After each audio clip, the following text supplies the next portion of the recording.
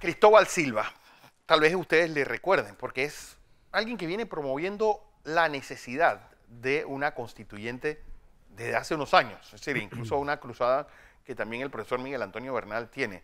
Don Cristóbal, a usted también lo sorprendió esto de la quinta papeleta. Sí, bueno, mira, es que la propuesta, y que debo tomarla yo como su palabra, y quisiera que la cumpliera. Él dice, voy a preguntar cómo se hace una constituyente, pero él no tiene que preguntar nada, porque eso está en la Constitución. La propia Constitución tiene la forma de... En el 314 está todo eso.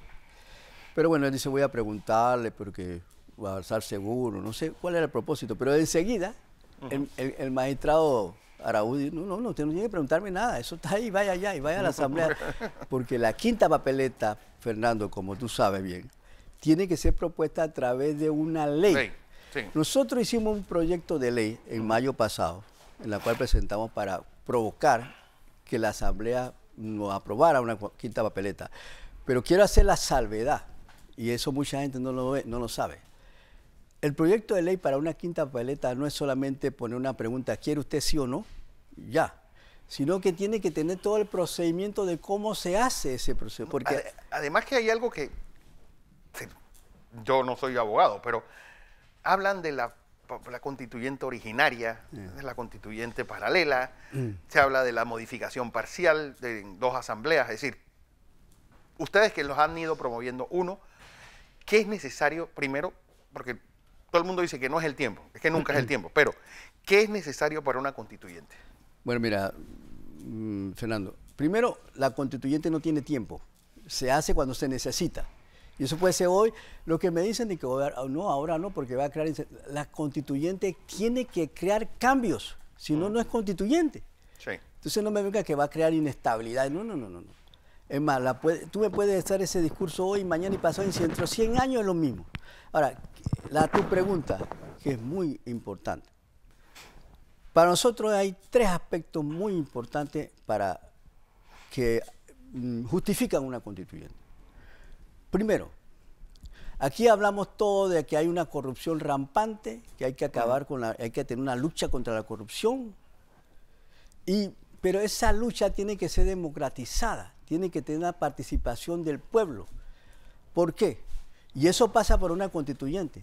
Sí. Porque para poder tú hacer justicia y castigar la corrupción, tú tienes que tener un Estado de Derecho válido, respetado.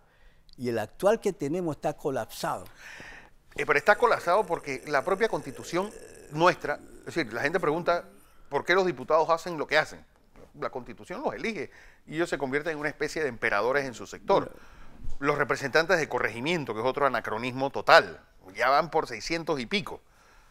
La forma de escoger los magistrados de la Corte Suprema de Justicia, el poder omnipresente del presidente de la República, es decir, son temas que todos giran en torno al mundo político, exactamente.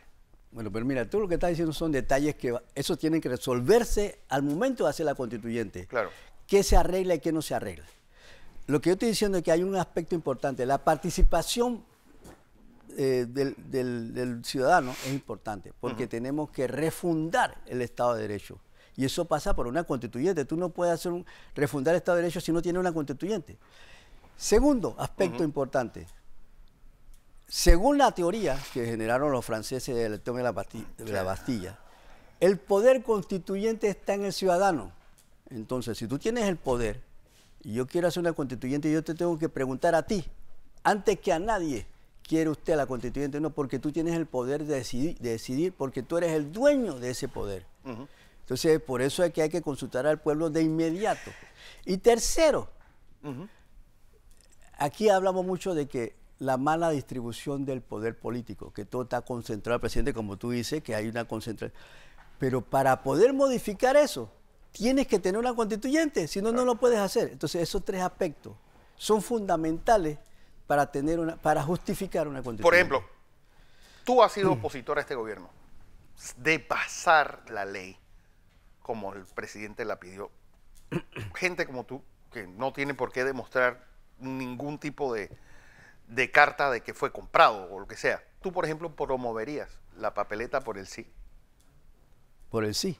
Por el sí a la constituyente. Bueno, es que la quinta papeleta... Sí se da, obviamente. La quinta papeleta es el mecanismo que se tiene, porque la quinta papeleta es un procedimiento extraconstitucional, no está en la Constitución, tú no puedes encontrar en la Constitución que aquí hay una quinta papeleta.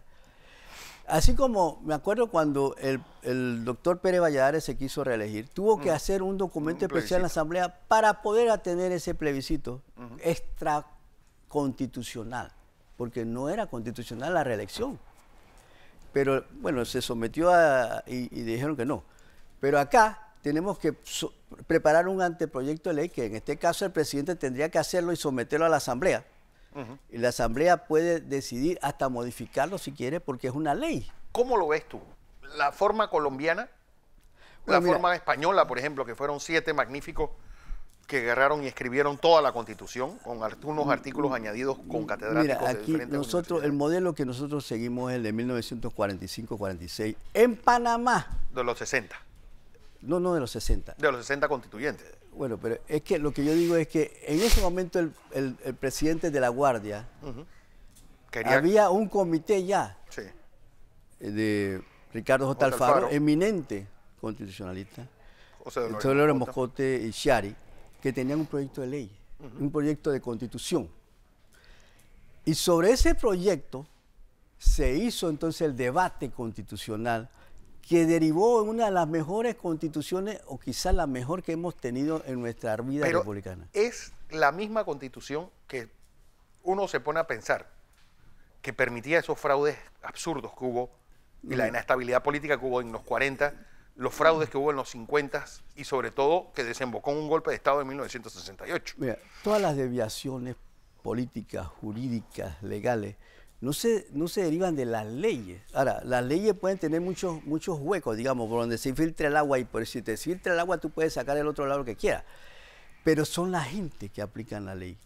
Yo puedo tener muchas leyes, y es más, tenemos muchas leyes en Panamá. Pero la gente, ¿cómo tú te justificas, Fernando, que la Corte Suprema viole la Constitución cuando querían mantener pertenencia o competencia en una cosa que no podía? Una cosa jalada de los cabellos. Que bueno, ese es producto de la forma como escogen y llega gente como Mejía a la Corte. Claro, entonces el tema está... O que un magistrado de la Corte termine plegado al Poder Ejecutivo. El tema está en que nosotros tenemos muchas cosas que corregir, por eso es la constituyente necesaria. Una de las cosas es el perfil de quién puede ser magistrado. Pero ustedes, sí, alguien con menos de 60 años no tiene por qué ser magistrado de la Corte Suprema de Justicia. La edad es alguien importante. Que no ha publicado pero ni un panfleto no merece ya la Corte Suprema de Justicia. Exactamente. Alguien que no tenga, alguien que no haya sido profesor de Derecho no merece ir a la Corte Suprema de Justicia. Pero bueno, si uno ve las cartas de estos magistrados, tampoco es que ninguno fuera tal vez Oiden Ortega, o es que no me viene ningún otro a la mente que tenga esas características que estamos diciendo.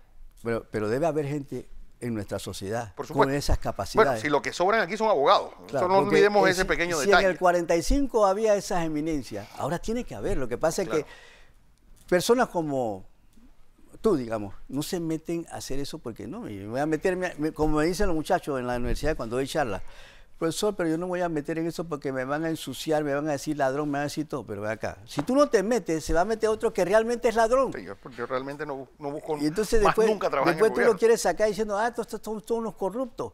Pero si tú no te metes, esto es como, no hay puesto vacío en la política. Sí. Si tú no lo llenas, lo llena otro. Alguien lo va a llenar. Y mejor que lo llene a alguien bueno y no un ladrón, un corrupto. La pregunta es, ustedes tuvieron una reunión ayer, dieron una conferencia de prensa. ¿Van a ustedes a avalar esa petición del presidente de la Quinta Papeleta? Bueno, mira, la Quinta Papeleta per se es un concepto que... Digo, es que el problema es que él, al pedirla, el problema de esto es que queda manchada de todo el desprestigio del gobierno. Claro, entonces mira, lo que yo interpreto es que como el presidente quiere como ahora decir, mire, yo pedí una Quinta Papeleta, la preparé, la presenté a la Asamblea. La Asamblea dijo que no, así me que lavo ya la mano, mi promesa de campaña me quedó lavo cumplida. la mano, me limpio la cara, pero ellos son los que tienen, entonces él le queda, la cara embarrada de sucio queda en la Asamblea.